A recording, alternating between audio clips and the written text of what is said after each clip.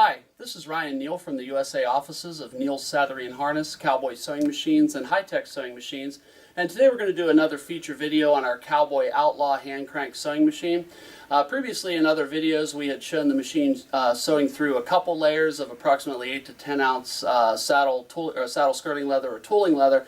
And now I'd like to try to showcase the capability of the machine to sew through heavier leather, and that would be items like this. This is approximately 3 layers of 8 to 10 ounce tooling leather or skirting leather, and you can see we've got very nice stitches on the front side of this, and you can see how thick this material is, so it's extremely heavy. And so we're going to go ahead and take a sample that's 3 layers again of the same type material, approximately 8 to 10 ounces of saddle skirting leather / tooling leather, and we're going to go ahead and put this in the machine so that you guys can watch it sew and see how it performs. So I'm going to go ahead and get into position here, and we're going to go ahead and lift the presser foot up on the machine using the brake lever. We're going to put the material in the machine. We'll go ahead and set the presser foot down, and then what we want to do is we want to hold the top and the bobbin threads off to the right hand side at approximately the 2 o'clock position. And you'll hold those tight for the first couple of stitches, then you can let go of it. So I'm going to go ahead and start with my first stitch. So we're going to go all the way down and all the way up, all the way down and all the way up, and then we can go ahead and let go of it. Now, one thing I'd like to talk about when you do operate the handle mechanism on this machine is you want to act as though you're a little bit angry at the machine when you do it. So the handle has to go through the full range of motion. It has to go all the way down and all the way back up.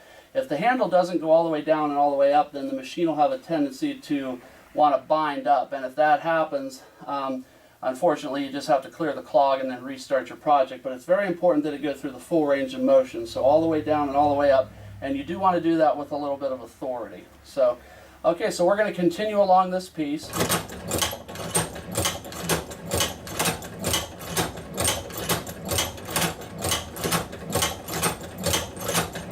And now we're ready to make a turn. So the easiest way to do that is to go ahead and lift up on your presser foot. Make sure that your needle is totally out of the material. Then you'll go ahead and make the next turn. And then what you'll do is position the needle where you'd like the next stitch to be. Looks like that's about right. Then we'll go ahead and continue sewing. And now we're ready to make another turn. So we'll go ahead and turn the material 90 degrees, orient the needle in the proper position where we would like the next stitch to appear. And then again, we'll continue sewing.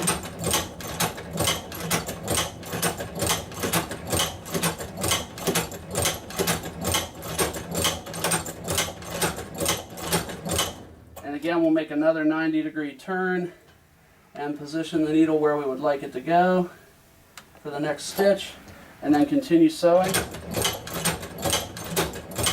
And now we'll go ahead and extract the material from the machine so you guys can look at the stitch quality.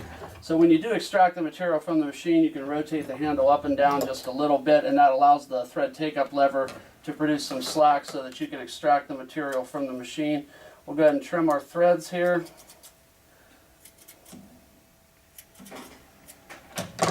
And what you can see on the sample is that we've got perfectly spaced stitches. And you can see that the leather is also quite tightly sandwiched together, that if I try to move this up and down, I have to do it with extreme force. So this leather has been essentially compressed into a board type pattern, so it's extremely heavy, extremely dense, and it's all been sandwiched together. Now I'll show the back of the material. This was where we had cut the last stitch off on the back side. This was where we started, and this was where we cut the last stitch off. So if you see a little bit of scragglies hanging there, that's because of that. But focus on this area right here. You can see that the stitching looks extremely nice. It's extremely compact. It's pulled the knots up into the bottom side of the material extremely well. And again, this being approximately 3 layers of 8 to 10 ounce skirting leather or tooling leather. So the machine is quite capable of sewing heavy leathers with ease.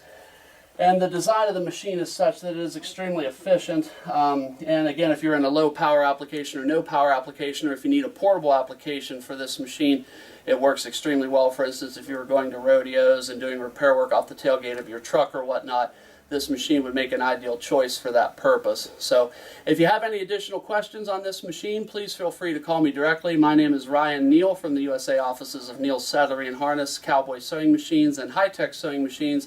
And you can reach me at area code 330-692 1418. And I do thank you for your time today.